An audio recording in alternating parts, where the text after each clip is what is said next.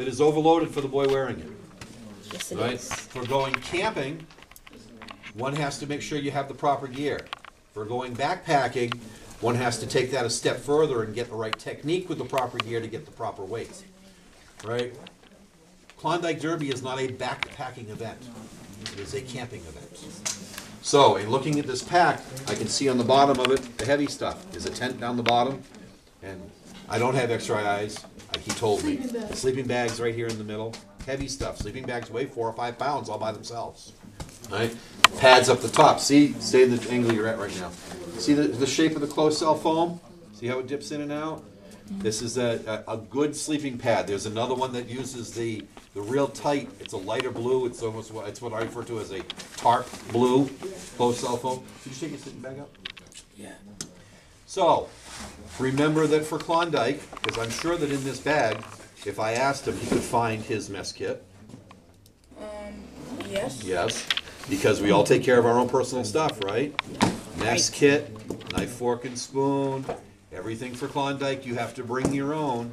It's not arbitrarily supplied. There is no draw to go pull a fork out of. All right? He's going to get a sleeping bag out. I probably picked the hardest thing for him to get out of everything. Yeah. Sorry, but that's the way it goes sometimes. All right? Changes of socks. Here's a trick for you to stay warm at night. Just before you get in your sleeping bag, change your socks. Right? Get those sweaty socks that you've worn off your feet. Right? Put a nice fresh pair of socks on. And climb in that sleeping bag. You'd be amazed. Yes? Two things that I've realized it's a good thing to do is before you go, like, when you get up, put your pajamas, like, inside your sleeping bag, 'cause then you can put them on you nice and warm. Yep. And also, when you go to sleep, you could, like, put the clothes for the next day at the bottom of your sleeping bag. Next day at the bottom of your sleeping bag, or what I was suggesting earlier is you take the clothes for the next day and you put them in the stuff bag for the backpack and use them as a pillow. Now they're up in the open area. I have a 2 big compression bag. Yep, this is a compression sack. I like compression bags. I like them a lot. Okay, even that one that I listed on Walmart, it says it comes with a compression bag. I don't think it's good enough. Right? I would buy my own. I have What compression bags are is they're oversized bags that you put your backpack into, or your sleeping bag, into, and then you pull the straps down until it's teeny tiny. Very cool. All right, I'm challenged. Open this. Mr. Warren, just a second. You talked about backpacks tonight. And we have our backpack class, which will be sometime, I believe, next month. The 11th. The 11th? Is it 11th? Here the 4th, The 11th? We'll be talking about technique of packing your pack and weight distribution, in addition to having the proper equipment.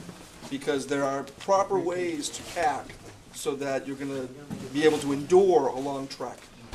Packing on a camping trip where you're only hiking it a few yards, that's not too bad on how you pack it. first time I tried it, didn't fit me. Cool color. So this is a 30-degree rectangular bag. All right. Some scouts have these. I own one myself. All right. Thing with a rectangular bag.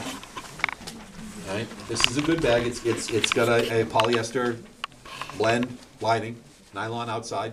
I could already tell just by feeling it's not a cotton lining, not a cotton stuffing. All right.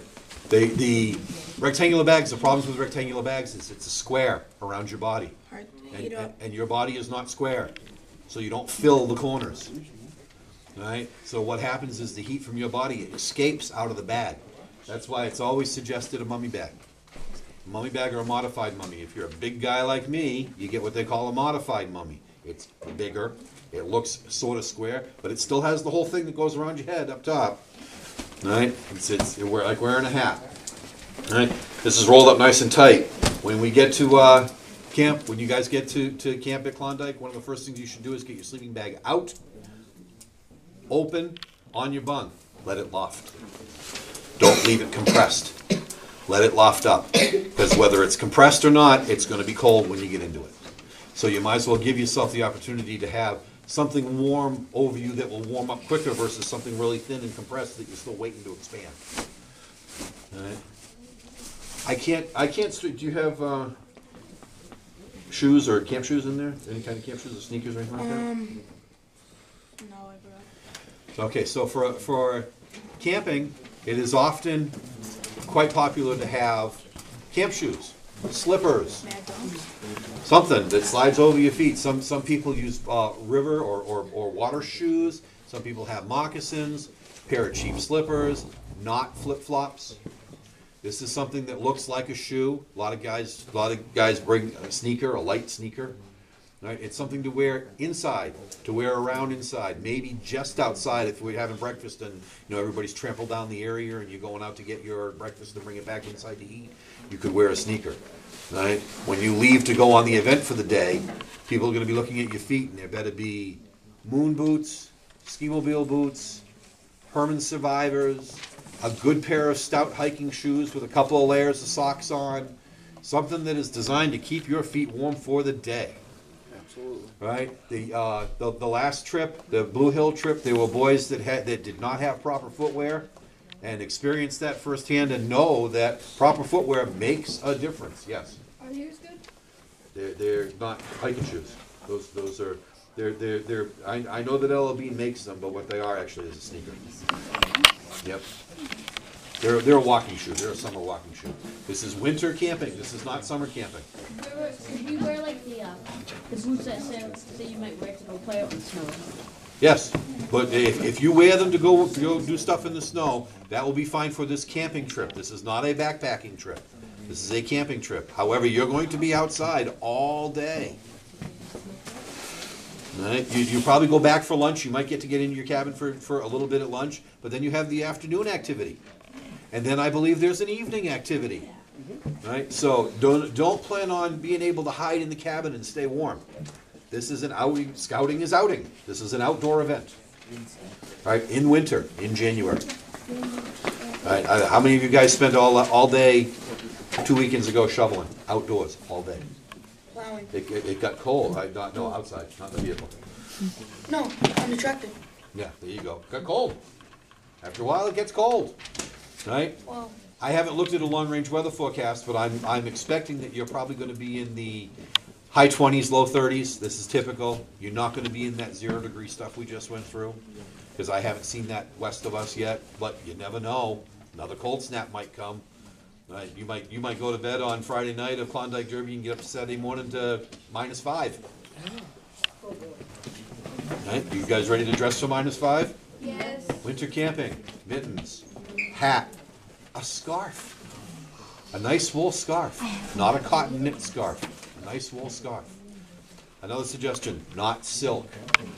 Some guys say would take silk scarves because it is easy to breathe through, and they put it over their face to breathe through. The problem is we also exhale.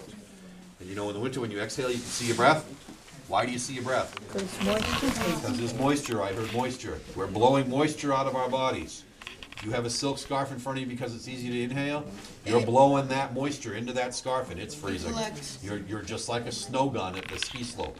You're blowing it out there and letting it freeze. You don't want to do that. You got a water bottle. You guys definitely, hydration is an important thing in winter. I have a bigger one. It's very important in winter. You want to make sure that you have water. Right? You're gonna want to make sure that you have aluminum or the lexicons. Right? If you're going to use a Poland Springs bottle and you're going to use a day pack for when we're moving around during the day, put that Poland Spring bottle against your back so that it won't freeze. Right? It's still going to be plenty cold, but it probably won't freeze. These are good because they keep the cold. Yep, they keep the cold in the summer, and they will take freezing in the winter. A lot of guys use them, or lexicon. I have lexicon bottles that I use. Yes.